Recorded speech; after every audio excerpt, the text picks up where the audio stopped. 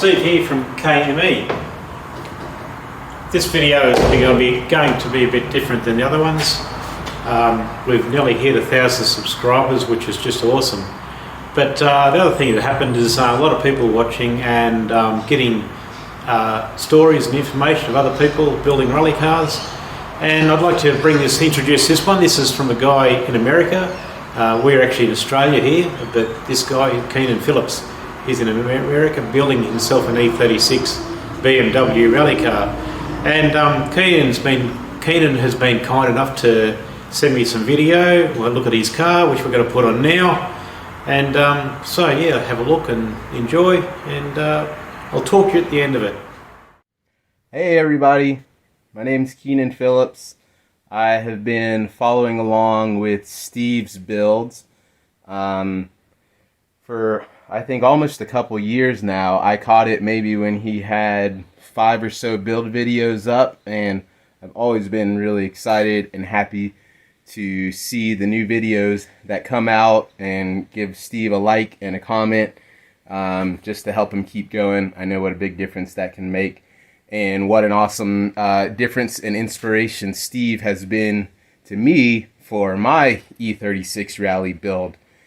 You might have picked up on my accent. I am not in Australia like Steve, and he was jokingly saying that since my name is Keenan, maybe we'll call this the American KME, or Kaitler Motorsport Engineering. So I don't want to get preposterous.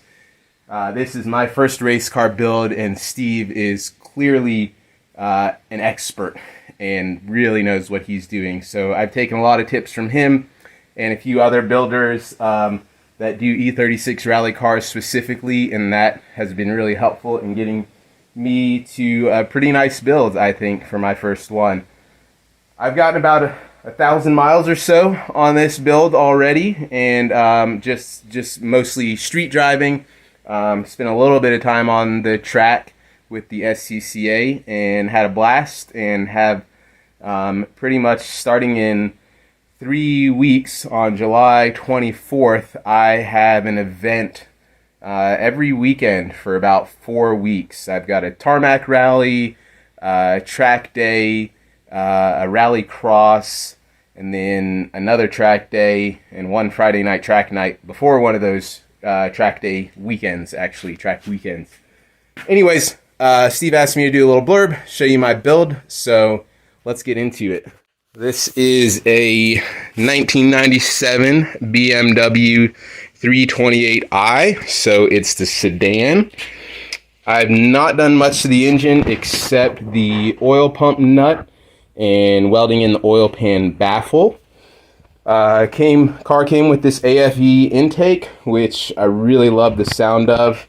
I do have an M50 intake manifold that I plan to swap on from a 325IS that I took apart before this. But you can start to see here some of the extreme work that's gone into this chassis prep. These shock tower reinforcements are probably way overkill.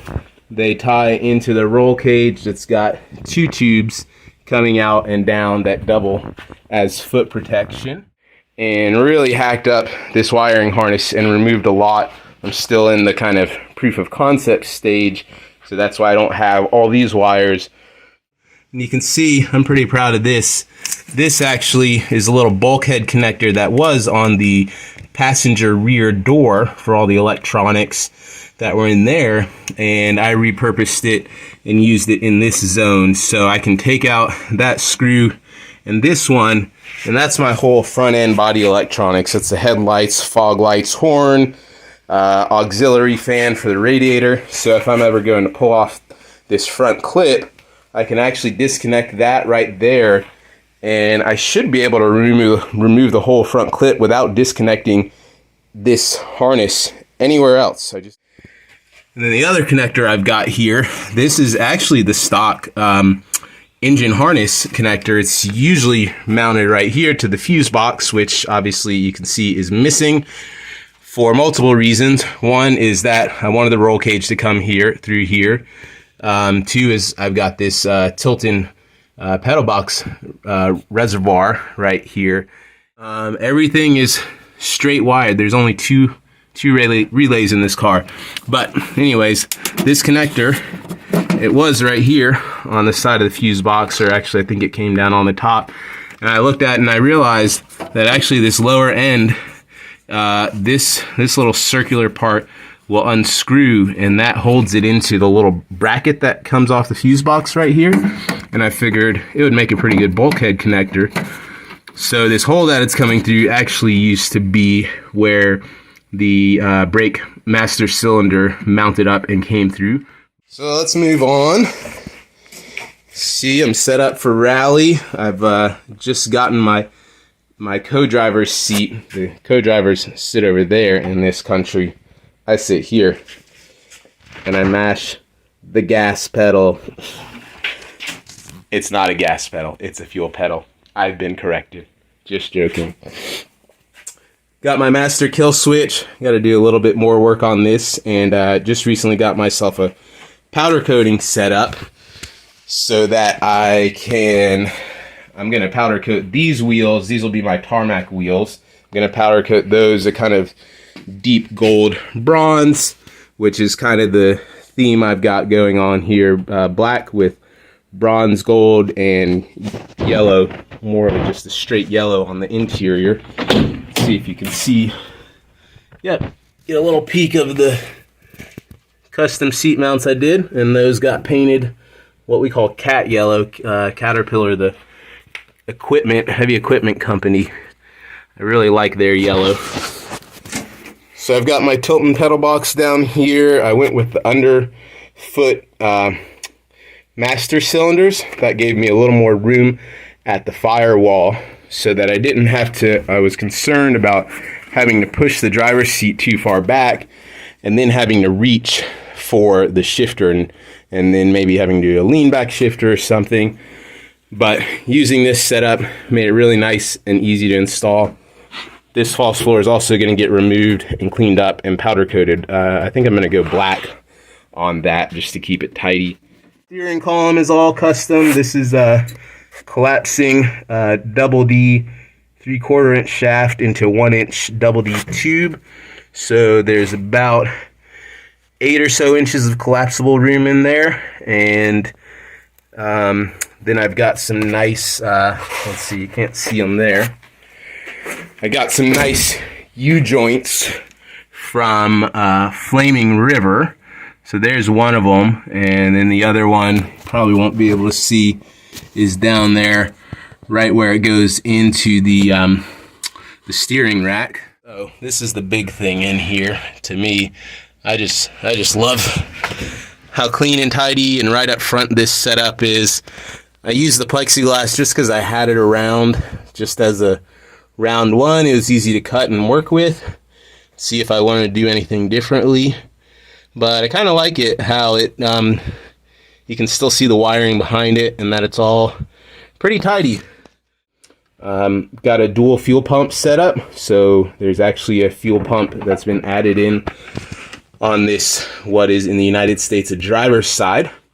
So here's a little bit of a look at this roll cage I built. This is my first one.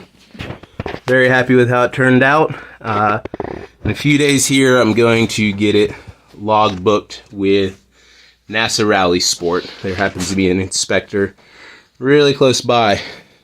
And I went in and went all out and did this reinforcing of the rear subframe, because that one thing I just remembered, I just ordered today a pass-through hydraulic handbrake. You can see this is the rear brake line, and I went ahead and routed it here because I knew I'd be putting one in anyways. I just didn't know which one. So that's on the way from Nameless Performance. It's going to be an anodized gold, and I also got their Rally tip catalytic converter. So I'm going to be removing this factory muffler and changing this up a little here at the rear end. Just got my tag today. Finally found the right shop to actually approve a crazy car like this. I don't think there's a whole lot more to show at this point, except my really bad job of doing a slick top conversion, but it's not horrible, and I've got plans for a vinyl livery that's gonna pretty well cover all that up anyway. So I took a back road on the way home today and got to drive on a little bit of hard packed gravel and slide around a little bit, and it was really awesome and got me really stoked to get in some real rally stages. But I'm gonna work my way up to that and keep it on the tarmac for a while and learn some car control and stuff there. So I hope you like checking out my build, and maybe Steve will feature this. I don't know. That video turned out to be a lot longer than I'd anticipated, but it's a race car. There's a lot to show. And maybe I'll pass on some more videos, or maybe I'll start my own channel about E36 rallying in the United States. We'll just have to see what happens. I record a lot of videos that don't make it to the internet. It's a whole... It really amazes me to see Steve not only record videos and know what it takes to get the camera set up and everything, but then he edits them, makes nice transitions, puts music in there, and he puts in really good information. So hats off to you, Steve, for keeping up with that. Not only starting it, but keeping up with it. I know it can really drag you down, especially as you're getting on in a project and really just trying to, or wanting to try to finish it, and just wanting to put the camera down and not spend time in the editing room on the computer. So I really appreciate you sticking with it, keeping me inspired, and even having a little friendly competition of who's going to get to a stage rally first. I'll give you a hint. I think it's going to be me. I think it's going to be in 3 weeks, August 5th or so. I think we start recce on the 4th. So we'll give you some updates to share from there for sure, but I really hope to see you on stage soon as well. Good luck to all of you. Keep your rally builds up. Have fun. Don't let it become a chore. And let me know if I can help you along with yours. I'd love to. Well, there you have it. I hope you've enjoyed Keenan's build. I think he's done a pretty good job for a very first time of building a car. So no good on you, Keenan. And it's great to see someone else putting a rally car together. And E36 BMW, the same as what I'm building. And the fact he's on the other side of the world. It's just fantastic. So if you've enjoyed that and you enjoy what we do here, give us a like and subscribe. It's great to read comments and so on as well. And thanks for watching. We'll see you in the next one.